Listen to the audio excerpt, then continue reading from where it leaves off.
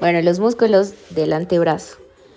Ahora hablamos de estos músculos que también se van a dividir en grupos. Tenemos un grupo que va a ser el anterior, un grupo que va a ser el lateral y un grupo que va a ser el posterior.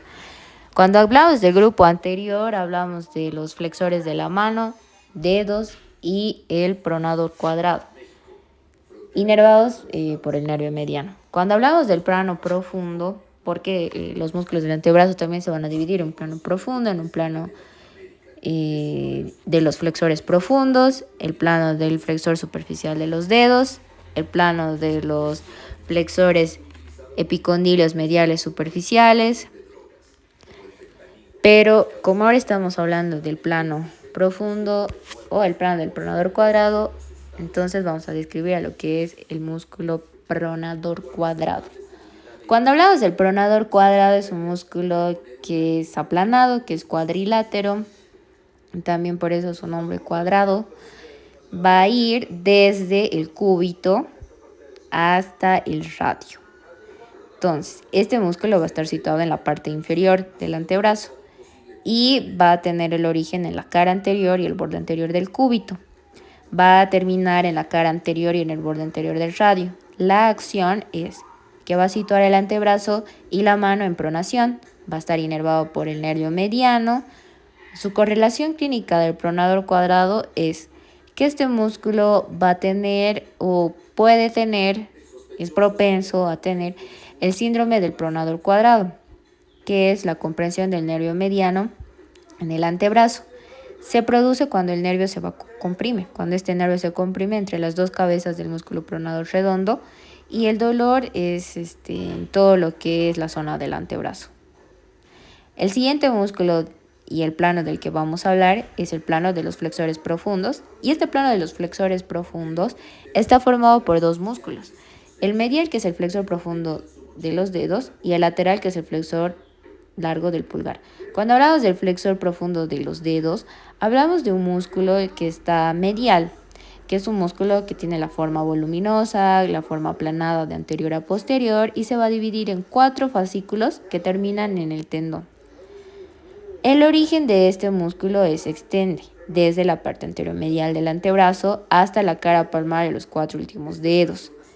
La inserción de este músculo es la cara medial y la anterior del cúbito, la cara medial de la apófisis coronoides, inferior a lo que es el ligamento colateral cubital, y la cara anterior de la membrana interósea del antebrazo, superior al pronador cuadrado, el borde interóseo del radio, y aquí es donde se va a dividir en 4 fascículos que van a pasar anterior al pronador cuadrado y van a llegar a la palma de la mano. Atraviesan de superior a inferior, separándose uno de otros para acceder a los 4 últimos dedos. Se van a insertar en la cara anterior de la base de la falange distal. La acción de este músculo es flexionar la falange distal de los 4 y quinto dedo en las articulaciones, del cuarto al quinto dedo en las articulaciones interfalángicas distales, y este músculo va a estar inervado por el nervio interóseo anterior del nervio mediano. La correlación clínica de este músculo flexor profundo de los dedos es la abulsión del flexor profundo de los dedos, que se presenta cuando el atleta toma la camiseta de un segundo atleta, donde este queda atrapado. El dedo flexionado queda atrapado, que se extiende de manera forzada cuando el segundo atleta se aleja de repente, lo que ocasiona la ruptura del tendón. Ahora hablamos del grupo lateral. En la parte lateral, que va a estar el flexor largo del pulgar, que también es un músculo que es aplanado, también es un músculo que es alargado, voluminoso, va a estar situado, como digo, en la parte lateral, en el mismo plano del flexor profundo de los dedos, pero en la parte lateral. Este músculo va a tener un origen donde se va a extender desde el radio hasta lo que es la cara palmar del dedo pulgar, y va a insertarse en la cara anterior del radio, desde la tuberosidad del radio hasta el músculo pronador cuadrado en la cara lateral de la apófisis coronoides. Atraviesa el conducto carpiano del que forma parte lateral, ocupa, se refleja en el trapecio y va a terminar en la cara anterior de la base de la falange distal del dedo pulgar. Este músculo tiene la acción de flexionar a la falange distal del pulgar en la articulación interfalángica del pulgar. La inervación es a partir del nervio interóseo anterior del nervio mediano. La correlación clínica de este músculo es la artritis reumatoide, una inflamación y rotura espontánea de los tendones flexores. Va a producir lo que es el dolor y la incapacidad para flexionar el dedo. Y tenemos el segundo plano, que es el plano del flexor superficial de los dedos. Este plano del flexor superficial de los dedos está formado por el flexor superficial de los dedos. El flexor superficial de los dedos es un músculo que es aplanado, que es alargado de anterior al flexor profundo de los dedos y al flexor largo del pulgar. El origen es a partir de dos cabezas. Tiene una cabeza que es húmero cubital y también una cabeza radial. Va a extenderse desde el húmero, los dos huesos del antebrazo, hasta los 4 últimos dedos. La inserción del flexor superficial de los dedos es en la cabeza húmero-cubital. La cabeza húmero-cubital, su inserción va a ser en el epicóndilo medial del húmero y la apófisis coronoides, y de su cabeza radial va a ser en la mitad superior del borde anterior. Las dos cabezas se van a unir penetrando al nervio mediano y a la arteria cubital, y la acción de este músculo es flexionar las articulaciones interfalángicas proximales de los 4 últimos dedos mediales. También las proximales flexionan y su inervación es el nervio mediano, C7, C8, T1.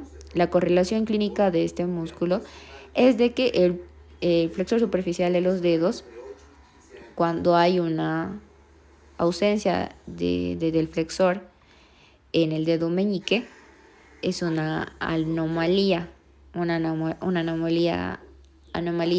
congénita relativamente, que es frecuente. Ahora, cuando hablamos del otro grupo, que es el plano de los músculos epicondilios mediales superficiales, hablamos del pronador redondo. El pronador redondo es de una forma gruesa, aplanada, es el más lateral de este grupo. Su borde lateral forma el límite medial de la fosa del codo. El pronador redondo forma el límite de la fosa del codo. El origen es que se va a extender desde el epicóndilo medial y la apófisis coronoides hasta el radio. Y también va a presentar dos cabezas, una cabeza humeral y una cabeza cubital. La inserción de la cabeza humeral es que se inserta en el borde superior y en la cara anterior del epicóndilo medial, en el borde anterolateral del húmero y por último en el tabique tendinoso que va a separar del músculo flexor radial del carpo. Y la cabeza cubital se inserta la apófisis coronoides, medial al braquial, lateral inferior al flexor superficial de los dedos. Ambas cabezas se van a unir y van a formar un ojal, que es donde va a pasar el nervio mediano. Este músculo va a terminar insertándose en la parte media de la cara lateral del radio. Este músculo está inervado por el nervio mediano C6 y C7 y está irrigado por la arteria radial, la arteria braquial y la arteria ulnar. Una correlación clínica de este músculo es el síndrome del pronador redondo. El síndrome del pronador redondo es una comprensión del nervio mediano en el antebrazo que afecta funciones motoras y sensitivas de la mano y del antebrazo. Ahora hablamos del flexor radial del carpo. El flexor radial del carpo es un músculo que es fusiforme, que es largo, que está ubicado medial al pronador redondo, y este músculo va a extenderse desde lo que es el epicóndilo medial hasta el segundo hueso metacarpiano. La inserción de este músculo es en el epicóndilo medial al pronador redondo, al tendón común de los epicondilios mediales y la fascia que lo cubre, los tabiques fibrosos que lo separan del pronador redondo lateralmente y del palmar largo medialmente, y el flexor superficial de los dedos posteriormente. Este músculo se introduce en la parte lateral del conducto carpiano, lateral al tendón del músculo flexores, y se va a fijar en la cara posterior de la base del segundo hueso metacarpiano y el tercero. La acción de este músculo es flexor de la mano sobre el antebrazo, o sea, sitúa la mano en pronación y en abducción. Una correlación clínica de este músculo es hablar de la tenosynovitis, que es una inflamación del revestimiento de la vaina de este músculo que rodea al tendón flexor radial del carpo y es un trastorno doloroso. Este músculo está inervado por el nervio mediano, el C6 y el C7, y está irrigado por la arteria radial ulnar. El otro músculo del que vamos a hablar es el palmar largo. El palmar largo es un músculo inconstante, es un músculo fusiforme, pequeño, un músculo de forma de un uso estrecho y alargado, que va a estar medial al flexor radial del